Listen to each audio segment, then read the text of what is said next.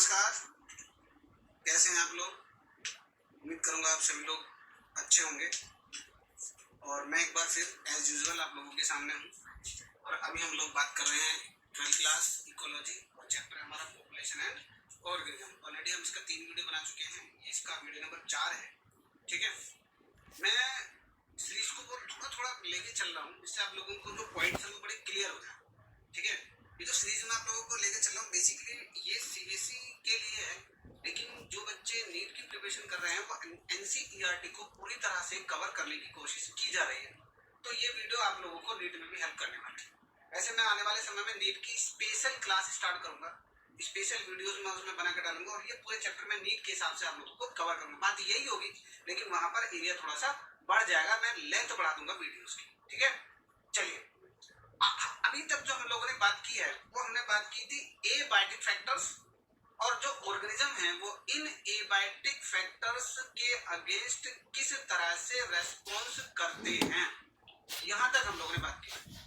आज भी हम बात करेंगे, रेस्पॉन्स की ही बात करेंगे हम।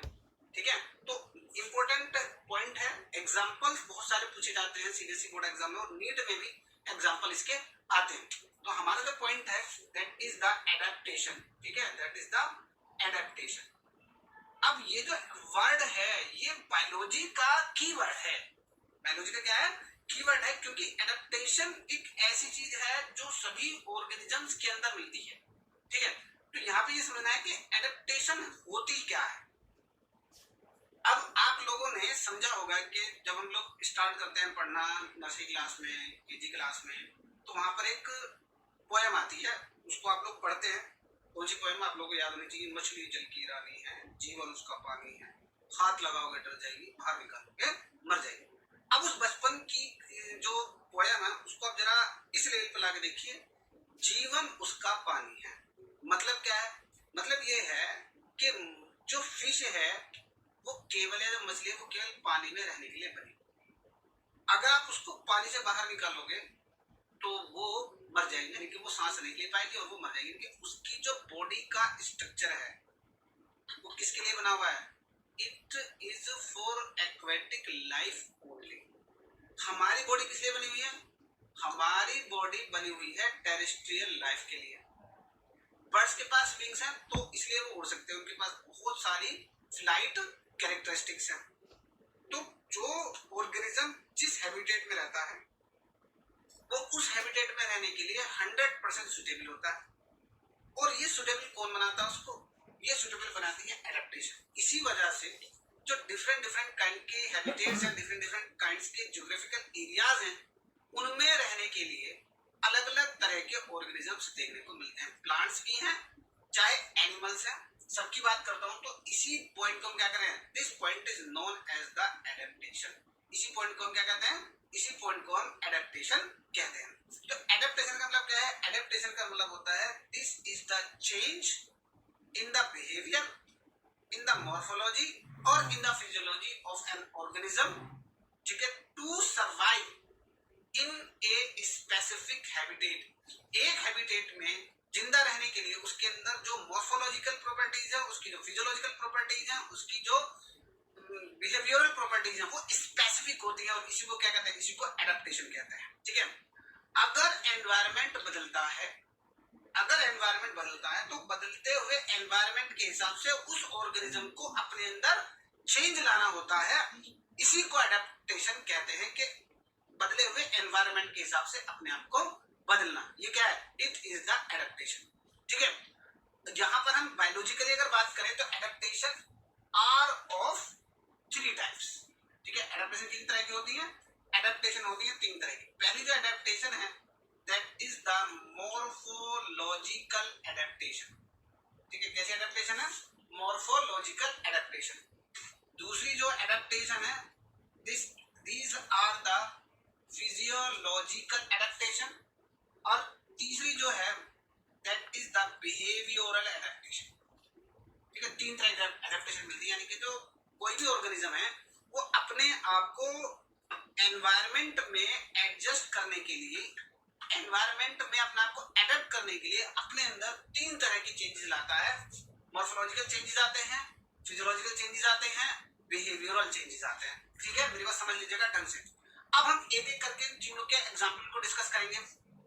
मॉर्फोलॉजिकल चेंजेस मतलब बॉडी जो है वो इस तरह की बनी हुई है कि वो क्या करे, वो उस एनवायरनमेंट के हिसाब से अपने आप को फिट हो जाए। सबसे पहली बात मैं प्लांट की बात करता हूँ। ठीक है, प्लांट में जो प्लांट डेजर्ट में रहते हैं, ठीक है, जो प्लांट डेजर्ट में रहते हैं, they are totally different from the normal plant. Desert में क्या है, डेजर्ट में पानी की कमी, ठीक है, और वहां पर पानी को कंजर्व करना बहुत जरूरी है। और प्लांट का मेन कैरेक्टरिस्टिक क्या है, प्लांट का मेन कैरेक्टरिस्टिक है लीफ, फोटोसिंथेसिस करते हैं। लेकिन प्लांट लीफ में स्टोमेटा भी होते हैं, आप लोग जानते हैं। स्टोमेटा से ट्रांसपायरेशन होता है और ट्रांसपायरेशन से वाटर लॉस होता है। रूट बहुत ज्यादा वाटर एब्जॉर्ब कर नहीं पा रही है, लीफ होंगी तो स्टोमेटा के थ्रू वाटर का लॉस होगा, तो उस वाटर के लॉस को रोकना क्या हो गया, बहुत जरूरी हो गया। तो मॉर्फोलॉजिकल चेंज लाना है या नहीं लाना है? तो जो डेजर्ट प्लांट हैं उन्होंने क्या किया है कि जो लीफ हैं वो स्पाइन्स में कन्वर्ट हो गई। लीफ किसमें बदल गई, कांटों में बदल गई। आप लोग पढ़ते हुए कैक्टस का प्लांट आप देखिएगा, कैक्टस के प्लांट में, एकेसिया का प्लांट है, उनमें क्या था, उनमें जो लीफ होती है या तो वो साइज में बहुत स्मॉल होती हैं, ठीक है, कैसी होती है, मेरे बात ध्यान से सुनिएगा, साइज में बहुत स्मॉल होते हैं। तो सबसे पहले एडेप्टेशन क्या है, सबसे पहले एडेप्टेशन है कि leaf are converted into the thorns to prevent the transpiration, so they prevent the loss of the water. दूसरा पॉइंट क्या है, the stem become fleshy. Stem कैसा होता है, फ्लैशी हो जाता है एंड बिकम ग्रीन। जब लीफ नहीं है तो फोटोसिंथेसिस कौन करेगा, अब जितना भी क्लोरोप्लास्ट है वो स्टेम के अंदर आ गया है, और अब वो फोटोसिंथेसिस किससे करेंगे, वो फोटोसिंथेसिस करेंगे स्टेम से। ओके, थर्ड जो एडेप्टेशन है, इफ दे हैव लीफ तो लीफ भी कैसी हो जाती है, फ्लैश हो जाती है, and they have the sunken stomata, means stomatas are embedded in deep structures. ठीक है, वो गहराई में चले जाते हैं और स्टोमेटा की ओपनिंग और क्लोजिंग कैसी हो जाती है, रेगुलेट हो जाती है। तो this is the morphological change in the plants. ठीक है, अभी मैंने थोड़ी देर पहले आपको जब स्टार्ट किया था तो मैंने आपको एग्जांपल दिया था, किसका एग्जांपल दिया था, मैंने आपको एग्जांपल दिया था फिश का। फिश भी क्या, फिश के अंदर मॉर्फोलॉजिकल चेंजेस हैं, बर्ड्स के अंदर मॉर्फोलॉजिकल चेंजेस हैं। ठीक है, जो फिश है, ठीक है, जो मॉर्फोलॉजिकल फिजियोलॉजी की बात कर रहा हूं मैं, ये कैसे हो सकता है, ये जेनेटिक भी हो सकता है, क्योंकि जो सील होती है, सील के पास एक फैट होता है। ठीक है, सील के पास क्या होता है, फैट होता है, और वो जो फैट है वो उसको डीप सी में जो वाटर की रिक्वायरमेंट होती है उसको पूरा करता है। ठीक है, जो कैमल होता है, कैमल के पैरों के नीचे पैड होते हैं, पैर जो होते हैं वो रेगिस्तान की गर्मी से उसे बचाते हैं, तो वो आराम से वहां पर मूवमेंट कर सकता है। तो ये किसका एग्जांपल है, this is the example of the morphological example. Desert plant का एग्जांपल सबसे ज्यादा इंपॉर्टेंट है इस कंडीशन में। अब बात कीजिएगा, अब बात करेंगे किसका, फिजियोलॉजिकल चेंजेस। बहुत इंपॉर्टेंट चीज है, बहुत इंपॉर्टेंट चीज है कैमल। ठीक है, कैमल एंड कंगारू रैट। ठीक है, ऐसा है, camel and kangaroo rat are the classical example of the physiological adaptation.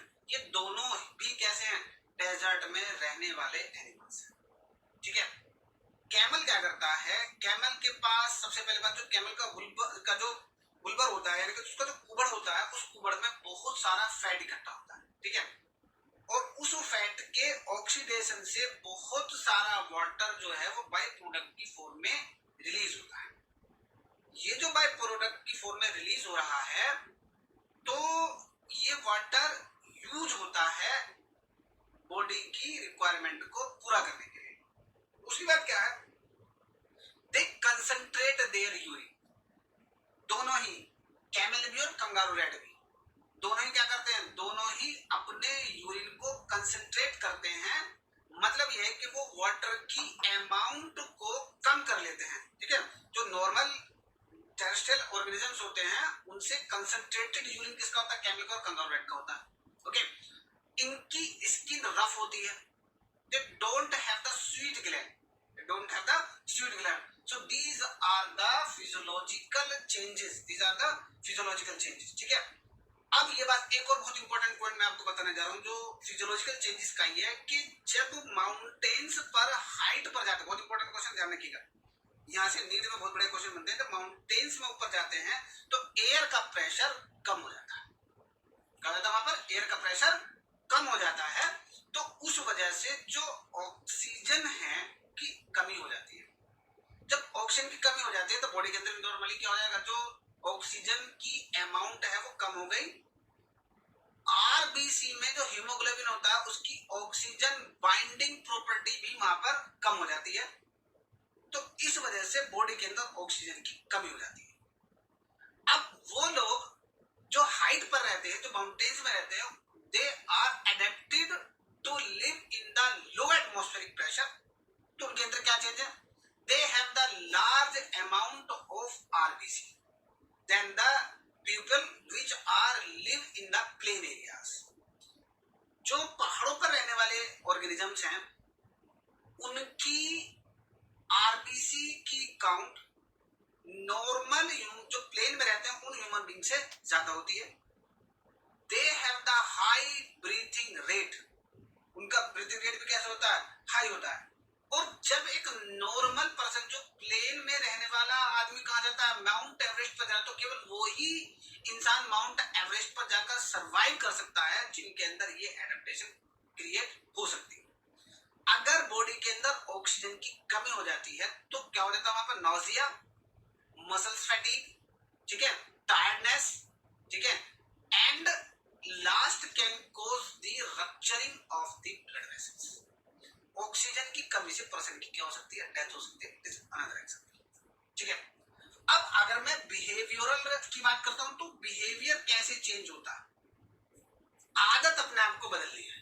आपने देखा कि मॉर्फोलॉजिकल चेंज आप लोगों ने पढ़ा, आप लोगों ने क्या पढ़ा, फिजियोलॉजिकल चेंज पढ़ा, अभी आप क्या पढ़ेंगे, आप पढ़ेंगे बिहेवियरल एग्जांपल। तो यहाँ पे आप देखिएगा डेजर्ट लिजर्ड, ठीक है, डेजर्ट लिजर्ड जो है it has some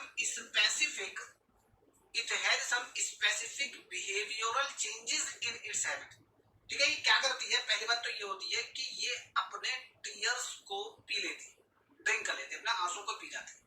आंसू को पीते तो उससे क्या होता है, उससे इसकी वाटर की जो अमाउंट की जो कमी है वो पूरी हो जाती है। दूसरी बात ये है कि गर्मी से बचने के लिए वो कहाँ जाती है, वो कभी पेड़ की छाया में चली जाती है, जहां शेडो एरिया होता है, छाया वाला एरिया होता है, वहां पर चली जाती है, ठीक है।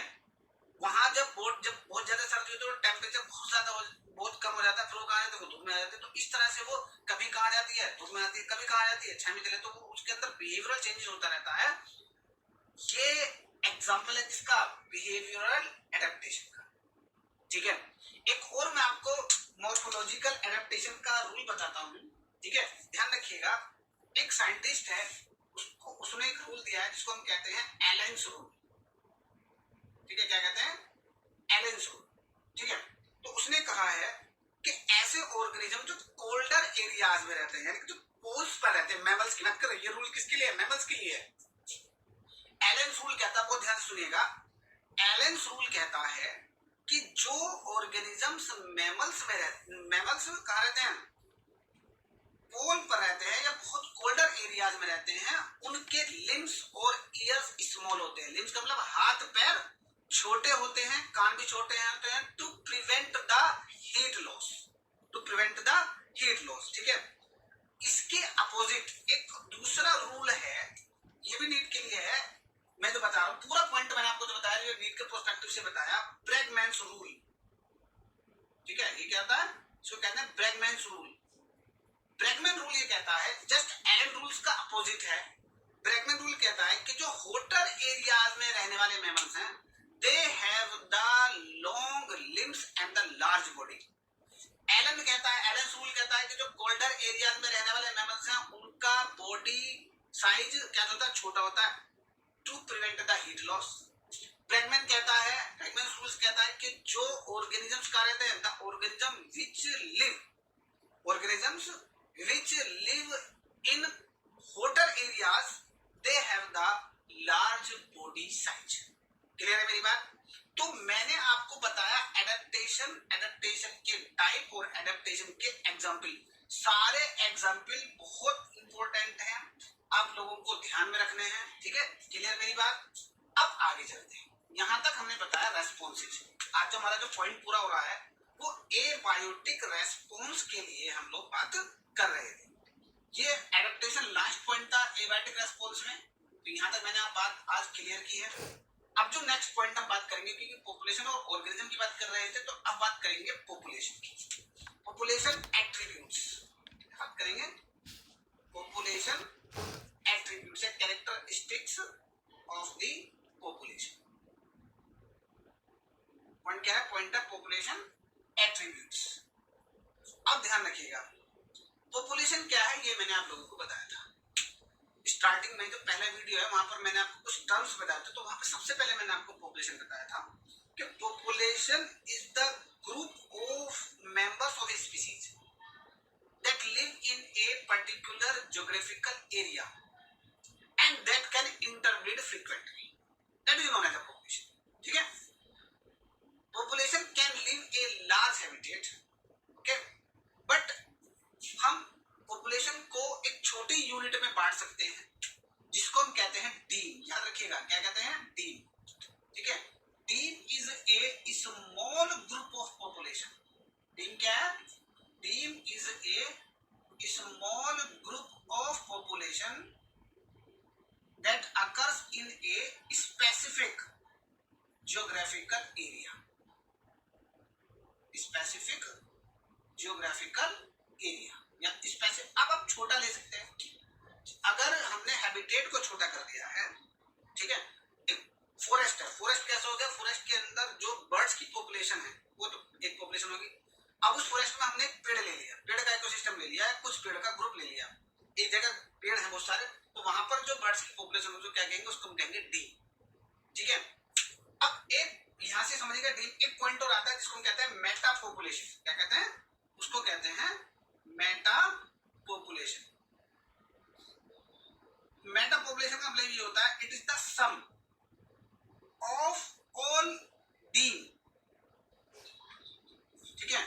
जितनी एक ज्योग्राफिकल एरिया के अंदर जितनी भी डीम्स होती हैं, उन सबको मिलाकर हम, ठीक है, उन सबको मिलाकर हम क्या कहते हैं? उन सबको मिलाकर हम मेटा पॉपुलेशन कहते हैं। ठीक है, बात समझ में? डीम क्या है? डीम एक स्पेसिफिक पॉपुलेशन का स्मॉल पार्ट है, और मेटा पॉपुलेशन क्या है? उसी ज्योग्राफिकल एरिया में जितनी भी पॉपुलेशंस मिलेंगी छोटी छोटी, उन सबको मिलाकर क्या कहेंगे? उन सबको मिलाकर हम मेटा पॉपुलेशन कहेंगे। ओके, चलिए, ये कुछ स्पेसिफिक एडेड पॉइंट थे जो मैं आपको समझाना चाह रहा था, और अब मैं स्टार्ट करूंगा जो इंपॉर्टेंट पॉइंट है related to the NCERT also. Okay, अब बात करेंगे पॉपुलेशन डेंसिटी की। क्या करेंगे? बहुत इंपॉर्टेंट टर्म है, एट्रीब्यूट है, पहला एट्रीब्यूट है, that is known as the population density. ठीक है, जब एनसीईआरटी पढ़ेंगे तो आपको चीजें क्लियर होती चली जाएंगी। पॉपुलेशन डेंसिटी क्या है? पॉपुलेशन डेंसिटी का मतलब है, ठीक है, पॉपुलेशन डेंसिटी का मतलब है, it is the number of individuals, it is the number of individuals of a population in given geographical area, in given geographical area या per unit area, per unit time. Number of individuals that is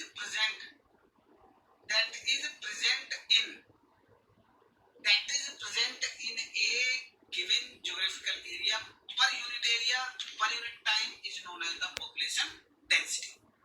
ये भी आप लोगों को समझना है, ये भी आप लोगों को यहाँ पे एक बात मेरी क्लियर हो जानी चाहिए यहाँ पर, कि जो पॉपुलेशन डेंसिटी है वो एक इकोसिस्टम के लिए भी बात कर सकते हैं। सपोज कीजिए कि एक पॉन्ड के अंदर, यानी कि पॉन्ड का पर यूनिट एरिया हो गया, ठीक है, पॉन्ड के अंदर कितना स्पाइरल एरा है, उसको क्या कह सकते हैं? उसको वहां की पॉपुलेशन डेंसिटी हम लोग कह सकते हैं। क्लियर मेरी बात? चलिए, आज के लिए हम इतनी बात करेंगे। पॉपुलेशन एट्रीब्यूट से रिलेटेड आगे के जितने भी एस्पेक्ट्स हैं वो आने वाले वीडियो में बात करेंगे। ठीक है, उम्मीद करूंगा कि आज का जो पॉइंट है वो आप लोगों को समझ में आ गया होगा। ठीक है, बाकी पॉइंट नहीं किया है तो चैनल को सब्सक्राइब कीजिएगा, बेल आइकन को दबाना ना भूलें, जिससे आने वाले वीडियोस की नोटिफिकेशन आपको मिल जाए। ठीक है, धन्यवाद।